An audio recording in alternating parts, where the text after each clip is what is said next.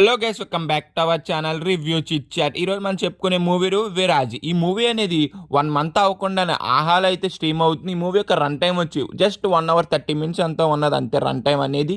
ఈ మూవీ చూసాక నాకేమనిపించి in depth రివ్యూలో డిస్కస్ చేద్దాం. కానీ మన ఛానల్ కొత్తగా వస్తే మాత్రం ఒక 3-4 వీడియోస్ చూడండి. కంటెంట్ వస్తే సబ్స్క్రైబ్ చేసి అలా లైక్ చేసి పక్కన ఉన్న బెల్ ఐకాన్ యాక్టివేట్ చేసుకుని అలాగే comment section, description, Instagram link కూడా ఉంటుంది. అది కూడా కంటెంట్ వస్తే మాత్రం కన్ఫర్మ్ వెళ్ళి ఫాలో కొట్టని మర్చిపోకుండా. ఇంకేం లైక్ చేయకుండా వీడియోని అయితే స్టార్ట్ చేసేద్దాం.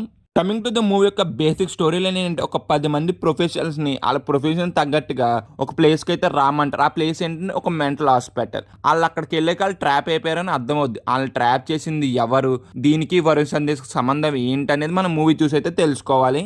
ఫైనల్గా మూవీ చూసాక నాకేమనిపించింది అంటే మాత్రం నాకైతే అంతైతే వర్కౌట్ అయితే అవ్వలేదు. చూసినంత సేపు కూడా ఆ ఇంట్రెస్ట్ అనేది క్రియేట్ అయితే చేయలేకపోయింది.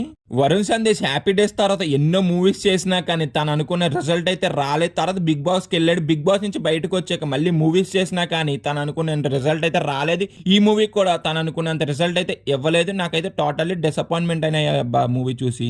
మూవీ స్టార్ట్ అవుతుంది మంచిగా అయితే స్టార్టింగ్ క్యాటన్ ఇంట్రడ్యూస్ చేసుకుంటా ఆ మెంటల్ హాస్పిటల్ని చూపించేసి, ఆ మెంటల్ హాస్పిటల్ ఏదో జరుగుతుంది, ఏదో ఉన్నది అక్కడ అని చూపించి ఒకేసారి ఇంటర్వెల్ అయితే పడుద్ది. అప్పుడు వరుణ్ అయితే ఎంటర్ అయితే అవుతాడు. వరుణ్ ఎంటర్ అయ్యే కొత్త సెకండ్ హాఫ్ మీద కొత్త క్యూరియాసిటీ అనేది మనకైతే పెరుగుద్ది. సెకండ్ హాఫ్ చూసినంత సేపు కూడా కొంత లెందీ ఫీలింగ్ అయితే అనిపించింది. స్టోరీలో కొన్ని మంది ఫ్లాష్ బ్యాక్ స్టోరీస్ అయితే చూపిస్తారు కానీ అవి కూడా అంత కనెక్టింగ్నెస్ అయితే ఎక్కడా కూడా ఉండవు.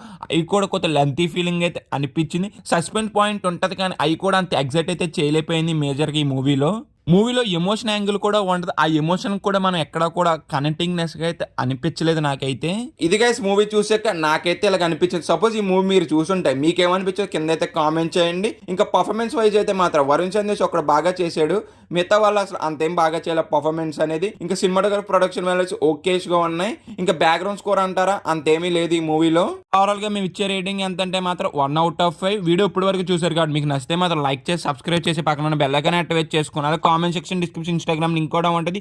అది కూడా కంటెంట్ నచ్చితే మాత్రం ఫాలో అయితే కొట్టండి. Bye guys, in the next video. జై హింద్.